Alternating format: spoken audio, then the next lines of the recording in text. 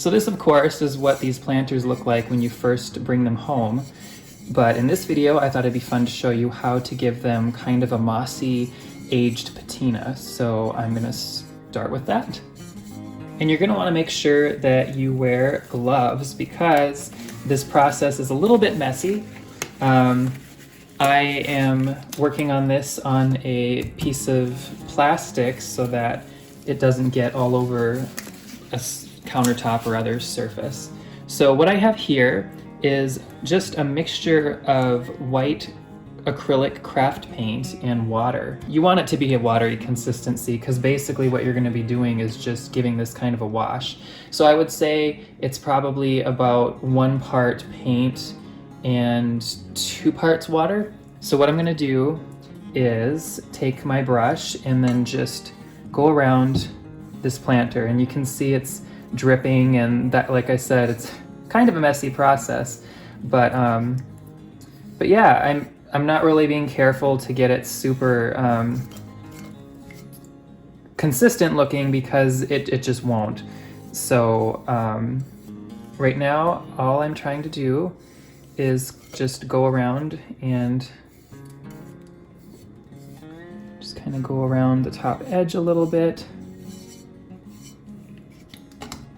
Make sure that I have all the sides at least covered somewhat with some paint,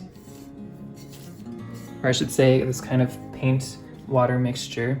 So I do go around the inner edge just a little bit because sometimes that shows if you don't have the soil level or whatever you're using this for all the way at the top. So the next thing I'm going to do is use a dampened rag to just remove some of the paint. Now there's many different looks of this because you could just have it like this where it's just nice kind of even streaks, and that's pretty too, but today I'm gonna kind of do more of a splotchy look because I feel it looks a little bit more like a natural patina than the brush strokes. But both of them are pretty, so it's kind of personal preference. Now take your time with this, and remember the idea isn't to remove all of the paint. It's just to kind of give the surface a textured look. So I think I'm getting this to about where I want it. So the next thing I'm going to do is add a little bit of white paint onto a paper plate.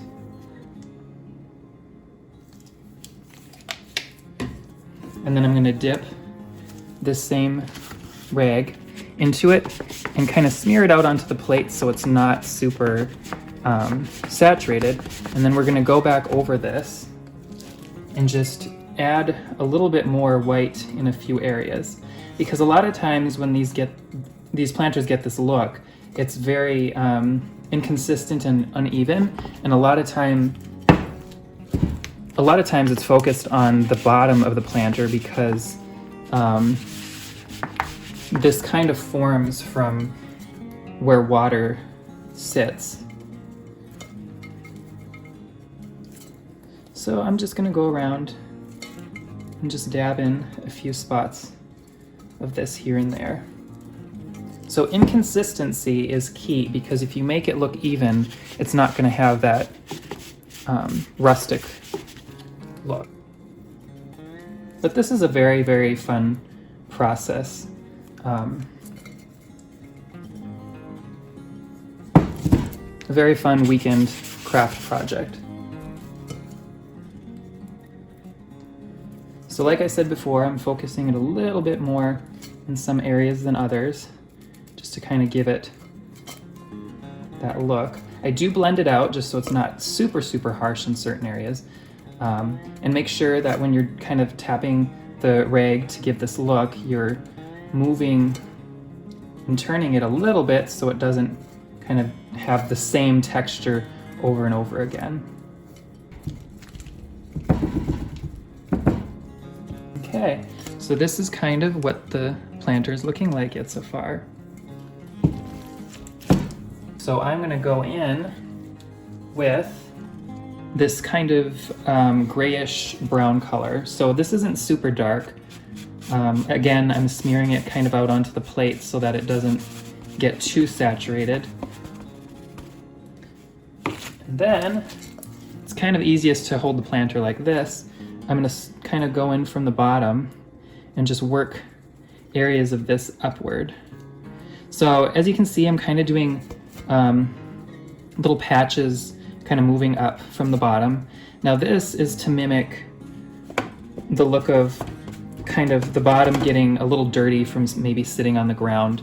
A lot of times if it rains, the rainwater comes and splatters up on items that are sitting outdoors, so this kind of gives it more of the rustic look.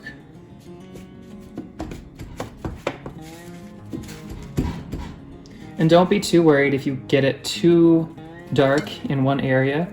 You can always blend it out. So, and it doesn't hurt to add some of this coloring up towards the top edges, because a lot of times the top edges of the planters get dirty as well from soil, because soil is in the planters. This is what that looks like yet so far. So next, I'm going to add some of this mossy green. So this I want to add very lightly because I'm actually going to use two different greens on here. And I'm using different parts of my rag for different colors so that I don't have to dirty too many of these rags. So I'm going to come in from the bottom, and this is again going to kind of give like a grass stained coloring. To add more of the mossy color, we're going to use a different, you can see some of it on the rag, a little bit more saturated, greener green, I guess. So we're just bringing this up onto the planter, focusing it again, starting at the bottom. So this is just kind of, we're not covering the entire planter, just kind of doing a little bit of patches and then blending those patches out so that they're not too solid. You can add as much or as little of this green look as you want. You can even skip this step if you want, if you like your planter already just the way that it is. But I like it because it just adds a little bit more of a outdoorsy look to the planters. So I'm going to add a little bit of this to some of these edges. I'm not necessarily adding it all the way around, just kind of here and there. But again, this whole thing is personal preference, so whichever look you like and prefer, you can do it that way. It's kind of just about making it look natural, and natural is imperfect, so you know, if you don't have to make it perfect, that kind of makes it pretty easy. So the next thing I'm going to add is some of this green. Now this is a very, very saturated green, so we want to be careful. This says grass green. I'm using a few different kinds of acrylic paint. This grass green acrylic, more kind of artist paint, but it's still just acrylic paint. FolkArt brand Moss acrylic paint, and some of that kind of light brown color is just mushroom in the same brand. So those are the colors that I've used that so far. And then just in the beginning, I just used white. And you don't need gloss. Gloss is just what I ended up having. So I'm gonna turn my rag to that new color and then dab my rag into that color and kind of blend it out again, making sure there's no heavy patches of paint here and there, because this will help with applying the paint. So I'm going to start kind of covering the same areas, but I'm being a little more gentle now because this is a lot more saturated color and we don't maybe want it to get too vibrant. But at the same time, the point of adding it is to add some vibrancy to the coloring and give it that mossy look. And you'll notice by using a rag with a texture like this, it really does kind of give it a mossy looking texture.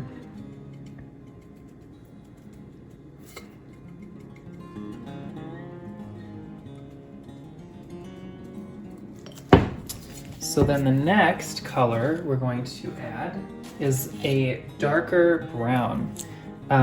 This is raw umber. I'm going to use a separate rag so that I don't blend on any more of the same colors that I've already done. And again, kind of smear it out so that it's evenly on the rag. And again, with this one, I'm going to be careful and light, because the point of this now is to kind of add some texture and just contrasted darkness here and there on the planter. So we're just kind of going around, dotting the planter a little bit here and there.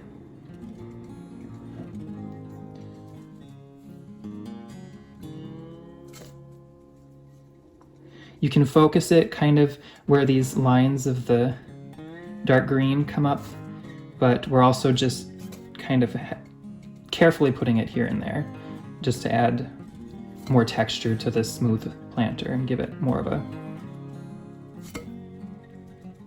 textured look.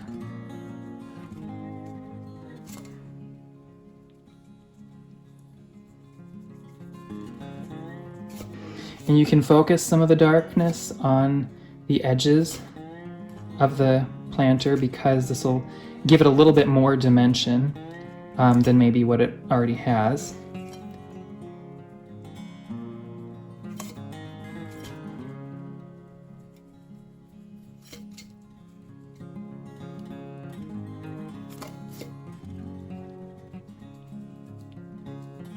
Make sure I get some of the top of this too, so that's evenly done.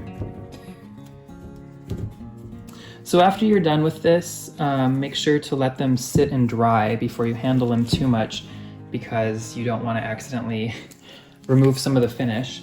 So I'm just going to let that sit and dry, and I will show you what the finished look looks like.